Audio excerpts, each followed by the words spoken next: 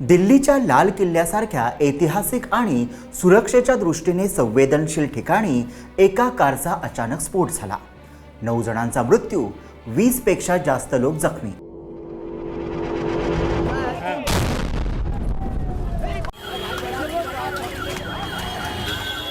आणि त्यानंतर सुरू झाली देशभरातील सर्वात मोठ्या तपासांपैकी एक मोहीम।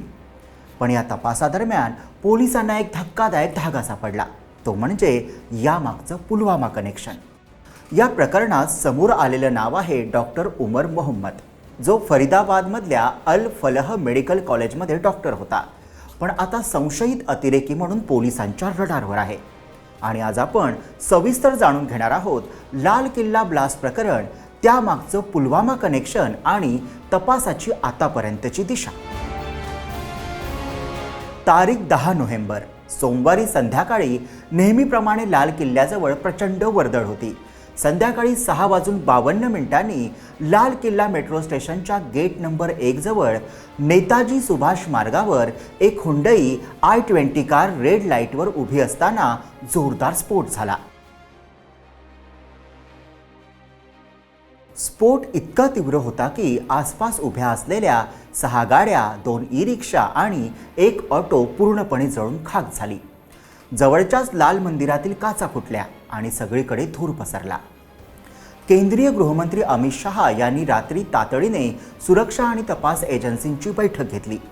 NSG, NIA आणि फॉरेन्सिक सायन्स लॅबच्या टीम्सनी जागेवर पोहोचून पुरावे गोळा करण्यास सुरुवात केली। दिल्ली पोलिसांनी तपासाची दिशा त्या I-20 गाडीपासूनच सुरू केली।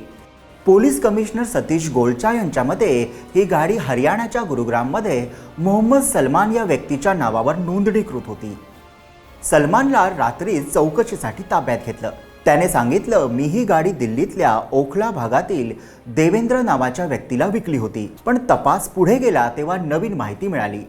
देवेंद्रने ती गाडी फरीदाबादच्या रॉयल कार झोन नावाच्या सेकंड हँड डीलरला विकली होती आणि तिथून ती गाडी पुलवामाच्या तारिक अहमदकडे पोहोचली होती।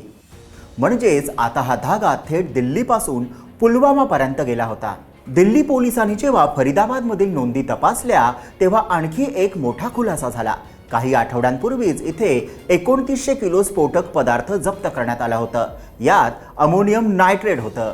हे स्फोटक डॉक्टर मुझम्मिल शकील नावाच्या डॉक्टरच्या ठिकाणाहून मिळालं होतं आणि तो सुद्धा पुलवामाचा रहिवासी होता। म्हणजेच फरीदाबादमध्ये पुलवामाच्या युवकांचं एक डॉक्टर्स मॉड्यूल तयार झालं होतं, ज्याचा संबंध जैश-ए-मोहम्मद या दहशतवादी संघटनेशी जोडला जातोय। या मॉड्यूलमध्ये 3 प्रमुख चेहरे होते। डॉक्टर आदिल अहमद, जो काश्मीरच्या अनंतनागचा रहिवासी आहे। डॉक्टर मुझम्मिल शकील हरियाणाच्या फरीदाबादचा रहिवासी आहे आणि डॉक्टर उमर मोहम्मद हा जम्मू काश्मीरच्या पुलवामा भागातील रहिवासी आहे। आता पाहूया या प्रकरणातील सर्वात गूढ व्यक्ती असलेला डॉक्टर उमर मोहम्मद कोण आहे ते। वय अंदाजे 35 वर्ष, फरीदाबादच्या अल फलह मेडिकल कॉलेजमध्ये डॉक्टर आणि मूळ रहिवासी पुलवामा जिल्ह्यातील अवंतीपुरा परिसरातला। त्याचे वडील नबी भट आणि आई शमीमा बानू दोघेही उच्च शिक्षित आणि प्रतिष्ठित कुटुंबातले। पण सूत्रांच्या माहितीनुसार उमर गेल्या काही वर्षांपासून जैश-ए-मोहम्मदशी संपर्कात आला होता। त्याचे साथीदार डॉक्टर आदिल अहमद आणि मुझम्मिल शकील आधीच अटक झाले होते आणि हीच गोष्ट उमर मोहम्मदसाठी धक्कादायक ठरली असावी आणि अटकेच्या भीतीनेच त्याने आत्मघाती स्वरूपात लाल किल्ला बॉम्बस्फोट घडवून आणल्याची शंका व्यक्त होते।